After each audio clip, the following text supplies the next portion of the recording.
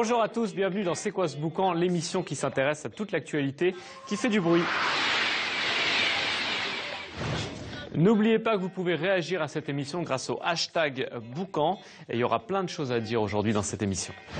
Tout de suite, une enquête sur la folie des tutos. Sur le net, de nombreux anonymes vous proposent de vous apprendre des recettes de cuisine ou même à vous maquiller. Des anonymes qui deviennent des stars et comme ce sont des stars, on peut même gagner de l'argent. La folie des tutos, c'est une enquête de Lise Pressac.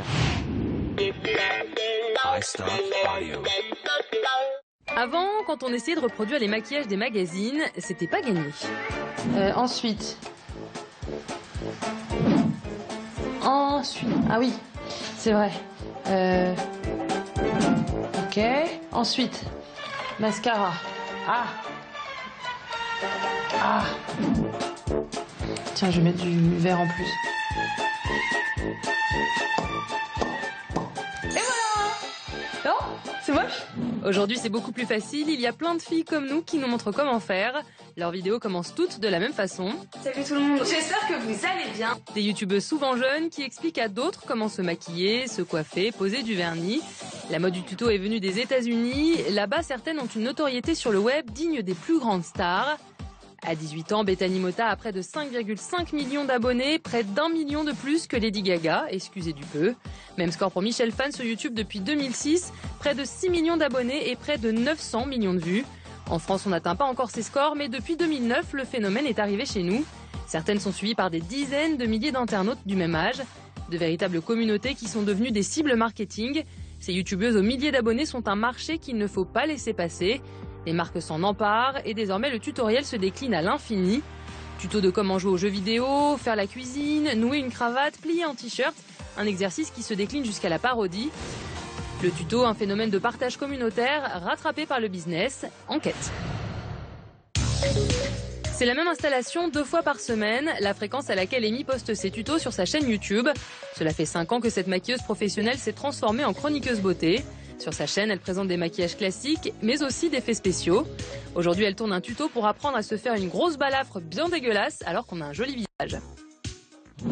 Alors avant de commencer une vidéo, je fais toujours un petit coucou, donc tout le monde connaît, c'est bonjour à tous, j'espère que vous allez bien. Oui, parce qu'on demande toujours si ça va bien. Aujourd'hui, on se retrouve pour un tutoriel effet spécial et on va faire une grosse coupure au niveau de ma joue. Alors j'espère sincèrement que ça va vous plaire et je vous laisse regarder. C'est parti. Une fois que j'ai fait ça, je commence le tutoriel. Des vidéos comme celle-ci, il y en avait plein aux États-Unis, mais pas en France. C'est parce qu'elle avait envie de voir les mêmes tutos en français qu'Amy s'est lancée elle-même dans l'aventure en 2009. À l'époque, elle n'était que 3-4 filles à faire des tutos en France. En 5 ans, la communauté d'Amy a grandi, 480 000 abonnés sur Facebook et 240 000 sur YouTube, avec près de 28 millions de vues au total. Ce qui était un passe-temps est devenu un vrai job à plein temps. YouTube, c'est devenu ma vie concrètement. C'est vrai qu'en général, quand on voit 5 minutes de vidéo, on se dit « oh ça va, c'est tranquille », mais pas du tout. Une vidéo, c'est 45 heures de travail. Et une fois que tu as mis ta vidéo, en fait, il faut répondre. En gros, c'est je me lève à 11 h. Je suis sur mon PC jusqu'à 5 h du mat. Et voilà, et ça s'enchaîne. Quand elle a commencé, Amy faisait ça gratuitement, mais depuis avril 2012, YouTube rémunère les utilisateurs qui ont au moins une vidéo dépassant le million de vues. Mais en échange, ils ont interdiction de révéler la somme gagnée grâce à leurs vidéos. Faut savoir que YouTube, ce n'est pas fait pour être une star. YouTube, c'est un partage. Et en ce qui concerne la rémunération, si on fait YouTube pour gagner sa vie, faut changer de métier concrètement parce que c'est pas forcément quelque chose qui apporte beaucoup. Je pense qu'il faut plus le prendre comme hobby. Et puis, si ça marche, c'est génial. Mais on a appris que c'était 1 € pour 1000 clics environ. Alors nous, on a fait le calcul. Sachant que sur YouTube, il faut, pour gagner 1 €, atteindre 1000 vues. Sachant que le SMIC est à 1445,38 € par mois. Combien faut-il de vues pour gagner un SMIC quand on est sur YouTube? C'est très simple, c'est une règle de 3. 1445 fois 1000, 1, 2, 3, on rajoute un 0. 1 445 000 vues, 380. Il faut donc autant de vues que ça pour gagner un SMIC par mois. C'est simple. Un score atteint est dépassé parfois par les principales youtubeuses.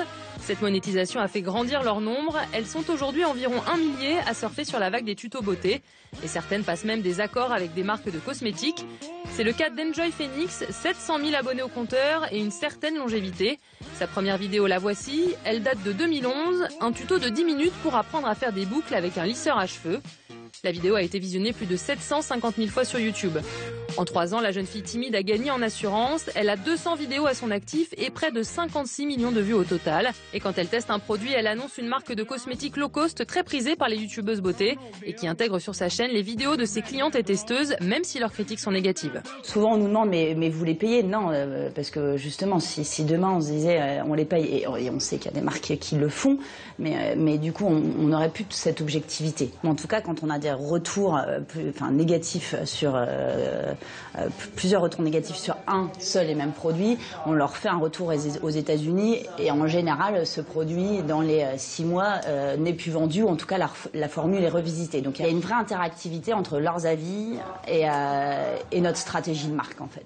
Le tuto, un exercice qui se décline en version fictionnée sur le site mademoiselle.com avec Marion Seclin, aka MacGyver. Chaque mercredi du mois à midi, avec la sirène des pompiers, est diffusé un nouveau tuto. On y apprend à enlever les poils de chat de ses t-shirts avec du scotch ou encore à fabriquer un abri à son animal préféré avec des cintres. C'est vachement plus drôle de regarder une vidéo de 5 minutes où tu apprends à la fois un truc de tuto et tu te marres que de regarder une vidéo de 20 minutes où pas montée et pas cutée, où tu vois une fille qui explique son truc en long, en large et en travers avec les moments de blanc, etc. Donc je pense que la vidéo sur internet globalement va aller de plus en plus vite et de plus en plus loin. Le tuto se professionnalise jusqu'à devenir un genre qui intéresse la télé. Quoi? Va me chercher un jeu de dame, ta race, là! Jérôme Niel, plus connu sous le nom de La Ferme Jérôme, s'est fait connaître grâce à ses vidéos décalées sur YouTube, avant de se retrouver propulsé sur Canal+. La recette du cupcake est digne d'un blogueur culinaire, mais la façon de l'expliquer est un peu plus inhabituelle. Donc pour 6 Rainbow Cupcakes, il nous faut un demi-œuf. Le tuto parodique est devenu en soi un nouveau genre. Je vous aime. Tendresse et chocolat. Stromae le fait pour chacune de ses chansons, il explique comment il les a composées, une sorte de tuto musique du morceau qui cartonne. Dans cette vidéo, il décortique Alors on danse avec Jamel Debbouze. Con, con, king, king, king, con, king, con. Tu vois? Oui. Si, mi, ré, fa, si bémol. Con, con, con, king, king, con, king, con. Mais il ne suffit pas d'avoir la recette pour réussir à faire un carton sur Internet et à en vivre. C'est fini pour aujourd'hui, j'espère que ça vous a plu. Merci infiniment d'avoir regardé ce tutoriel. Et moi je vous dis à très vite pour un prochain tuto. Ciao ciao!